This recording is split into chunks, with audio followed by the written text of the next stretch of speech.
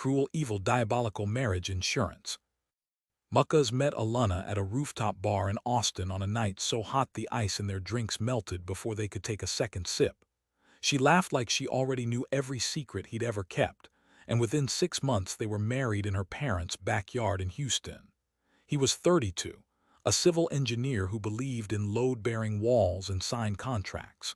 She was 29, a freelance photographer who believed in light and impulse. They promised each other forever in front of 100 people, and a string quartet playing an acoustic version of a Radiohead song. 3 weeks after the honeymoon in Costa Rica, Muckas flew to California for a bridge project in Sacramento that was supposed to last 4 months. The firm put him up in a corporate apartment near the capital. One night, drunk on cheap Cabernet and the sudden terrifying silence of a life that now carried someone else's name, he opened his laptop and filled out the paperwork for a no-fault divorce. California only required one of them to live there 6 months. He was already halfway. He told himself it was insurance, a panic button.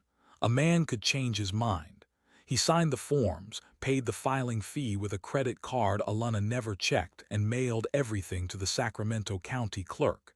He never served her. He never told a soul. He thought the petition would just sit there harmless, like a loaded gun in a drawer he never opened. Then the project got extended and extended again. Alana flew out some weekends. They fought about money, about whose turn it was to want children, about the way she said we when she really meant you. But they always made up in the dark, whispering apologies against each other's skin. After 18 months the bridge was done and Muckas came home to Texas. The marriage limped along. They bought a house in Travis County. They got a dog. 5 years slid by in the ordinary blur of promotions and vacations, and quiet resentments neither of them named. On a Tuesday in late October, Muckas came home early from a site visit and found Alana on the living room couch with a man whose name he never learned. The man was pulling on his shoes. Alana's mouth opened, but no sound came out. Muckas felt something inside him click, like a circuit breaker finally tripping after years of overload. He didn't scream. He didn't throw anyone out. He simply walked upstairs, packed a single duffel bag, took the dog, and drove to a residence in off I-35. He texted her once, "I'm done." That was all. For weeks she blew up his phone. "I'm sorry, it was one time, we can fix this, come home." He never answered. She left voicemails that started angry and ended with her crying so hard she couldn't breathe. He listened to exactly none of them.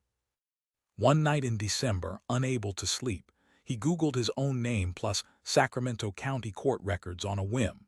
The divorce judgment popped up immediately, finalized 6 years earlier for irreconcilable differences. The clerk had granted it by default when no response was filed within 30 days of service by mail. Service he had paid for but never actually arranged because he'd chickened out and told the process server to hold off. Somehow the papers had still been delivered. Alana had thrown them away without opening them, assuming junk mail or a scam. The state of California didn't care. The judge signed the order. Muckas had been legally single since before their 3rd anniversary. He sat on the hotel bed laughing until he cried, the dog licking the salt off his cheeks. 2 days later he drove to the house to pick up the rest of his tools. Alana was waiting on the porch, eyes red, holding a manila envelope. "I got a lawyer," she said, voice shaking. "He says you can't just walk away from 5 years without alimony or—" Muckas handed her a printed copy of the 2019 dissolution decree. She read it once, then again. The color drained from her face. "We've been divorced for 6 years, she whispered. "Looks that way. But community property, the house, taxes—" "Already taken care of," he lied smoothly. He hadn't checked a thing, but it sounded good. She stared at him like he was a stranger wearing her husband's skin. Maybe he was.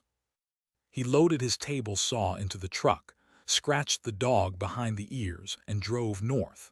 Somewhere past Waco, he rolled the windows down and let the cold December air rip through the cab. For the first time in almost a decade, No one in the world had a legal claim on tomorrow except him.